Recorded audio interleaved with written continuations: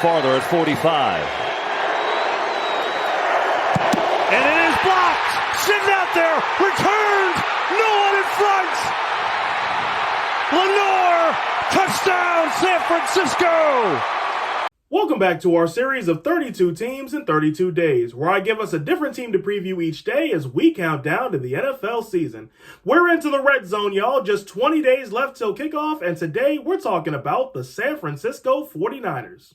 The best way to describe 2024 in the Bay was a low tide. San Francisco went 6-11, a whopping 6 wins less than 2023, finished last in the NFC West, and missed the playoffs for the first time since 2020. But over the spring, a handful of players took their talents eastward, like Deebo Samuel to Washington, Talanoa Hufanga to Denver, and Charvarius Ward to Indianapolis. Now, the Niners didn't make too many big money moves this offseason, but they did get Luke Farrell and Mac Jones both from Jacksonville, and Demarcus Robinson from LA. Now let's see how the 49ers did in the draft. San Francisco had a busy draft weekend with 11 picks in total, 6 on defense, 5 on offense, and a huge draft class that looks like this. Mykel Williams from Georgia, Alfred Collins from Texas, Nick Martin from Oklahoma State, Upton Stout from Western Kentucky, C.J. West from Indiana, Jordan Watkins from Ole Miss, Jordan James from Oregon, Marquise Siegel from Kansas State, Curtis Rogg from Indiana, Connor Colby from Iowa, and Junior Bergen from Montana. According to ESPN, here's the 49ers projected Week 1 starters as they head to Seattle to take on the Seahawks.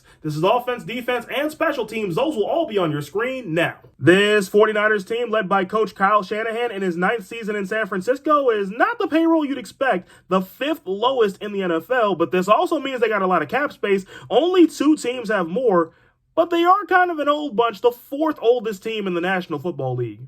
My big question for the 49ers is this the end of the window? The San Francisco 49ers are a team at a crossroads.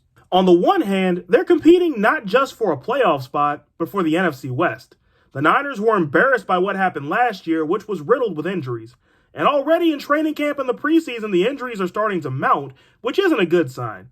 If San Francisco can overcome these injuries this time around, I have no doubt in my mind we'll be seeing them in January, but that's a big if, and unfortunately that's never certain. But this also begs the question of what this year is for San Francisco.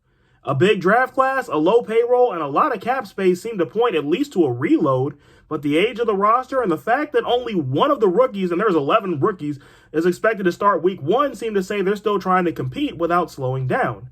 At the end of the day, you gotta pick a path, and I guess we'll see how this wraps up. My 49ers hot take is San Francisco's window is done after 2025. Vegas sets the 49ers win line at 10.5, but I'm going to take the under. So where are all my Niners fans at? Sound off in the comments. And for everybody else, did I get to your team yet?